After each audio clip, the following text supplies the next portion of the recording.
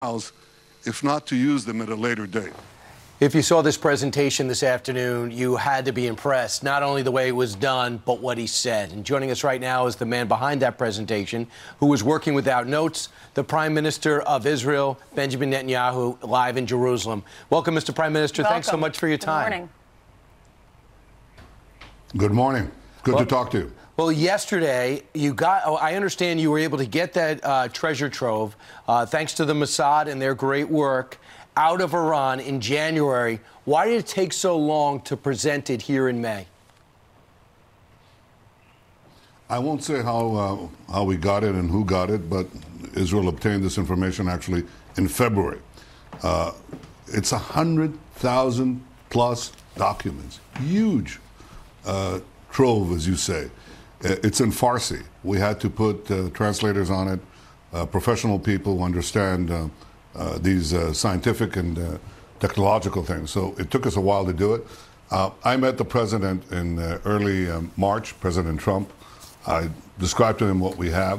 I said that we'll move immediately all this information to the United States, which we did. So we've been examining it simultaneously here in Israel and you in America. And it's taken us a while, but I think we know what we know. I presented what we know, and it's bad enough. This regime, the preeminent terrorist regime of our time, in which its goons chant death to America, death to Israel, this regime had a secret nuclear weapons program, and they're trying, under a very bad deal, to get a nuclear arsenal. They shouldn't get it. And go ahead. Tell the folks at home, just to piggyback on what you're saying, the mullahs are saying death to America, death to Israel. They have funded proxy wars, funded terrorism, killed American soldiers in Iraq. So describe a world where these radical mullahs, these radical Islamists, would be armed with nuclear weapons, and how serious this would be for Israel and for the United States and the rest of the world. Well, Ainsley, what you just described is what Iran is doing today without nuclear weapons. I mean, it's gobbling up one country after the other. It's threatening to annihilate Israel. It's trying to put its army in Syria in the service of a tyrannical regime. It's putting precision-guided munitions in Lebanon. That means that they can fire rockets into Israel that can hit the office I'm speaking in and everything else. They're trying to foment terrorism in Gaza.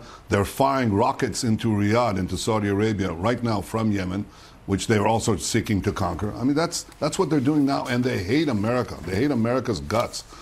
So I think if that's what they're doing without nuclear weapons, think of what will happen when they get an arsenal of nuclear weapons if this deal just goes through as is. So I'm very glad, I have to tell you, that President Trump has stood so firmly and so clearly on this issue, and he said that will not happen. And that is something that I fully back, and I think it's not only in the interest of Israel and the United States, that's obvious. It's in the interest of the world. This tyrannical, anti-American regime should not have nuclear weapons. Okay, and that's one of the reasons you made that great display and presentation yesterday live on television, Mr. Prime Minister, because you want the President of the United States to pull out, and the date certain is May the 12th. But what do you say to the fact that Mike Pompeo and our intel people have said that the country of Iran is in compliance right now with the deal? If you have a terrible deal and you comply with a terrible deal, that doesn't help you at all. I mean, this deal right now, assuming Iran just complies with it, they'll go the distance and have, within a few years, precisely as President Trump said yesterday, they'll have the wherewithal to produce 100 bombs, nuclear bombs. So that doesn't justify continuing with the deal. And I think it's certainly not continuing with it as structured. I think, I've said it's either fully fix or fully nix. Fully fix, you need a major overhaul. It really means a new deal. But, the person who is going to make that decision for the United States is one person. That's President Trump. And I trust his judgment. I know that he'll do the right thing. And I said yesterday, he'll do the right thing for America, the right thing for Israel, and the right thing for the security and peace of the entire world. So, Mr. Prime Minister, tell me if this is true. The program shows that they wanted to build a bomb because then that shows Iran is lying because they always have said they didn't want to build a bomb. It was much more extensive than anyone thought, okay? So fundamentally, we go into this deal 3 years ago under the wrong premise. Next, is it true that nothing's been done on this program since 2003? First of all, everything you said before the last question is true. When they did the nuclear deal with Iran, it was premised, its implementation was premised on the fact that Iran would come clean. And it would admit if it had any nuclear weapons program. They didn't come clean. They lied. One item after the other. They lied to the International Atomic Energy Agency, and they were supposed to come clean. That was the premise of the deal. So the deal was flawed from the start by many things, but including on this very central premise.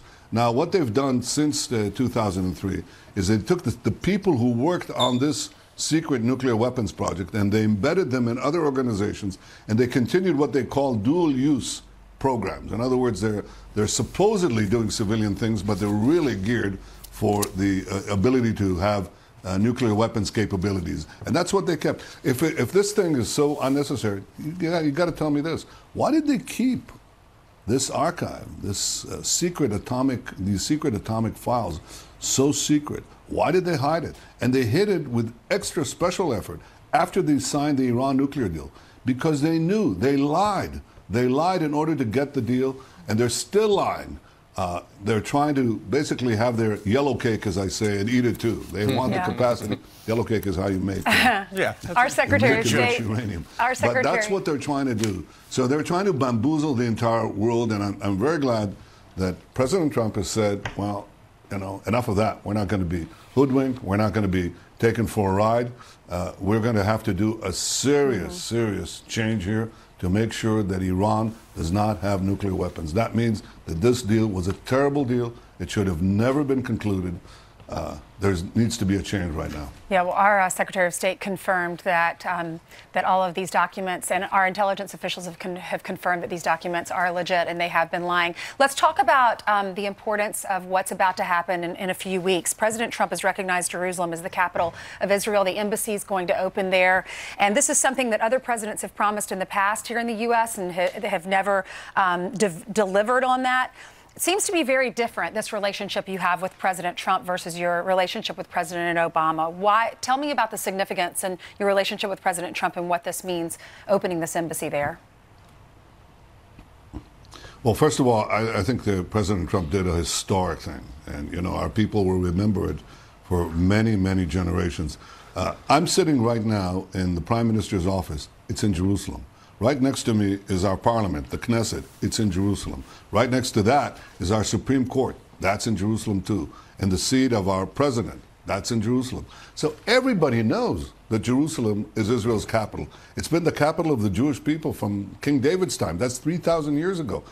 And it took President Trump's leadership to say something so clear, a simple fact, to put forward a simple truth, but an important one. And I think there's tremendous excitement in Israel for the upcoming moving of the American embassy to Jerusalem, and we deeply appreciate it. It was a great act.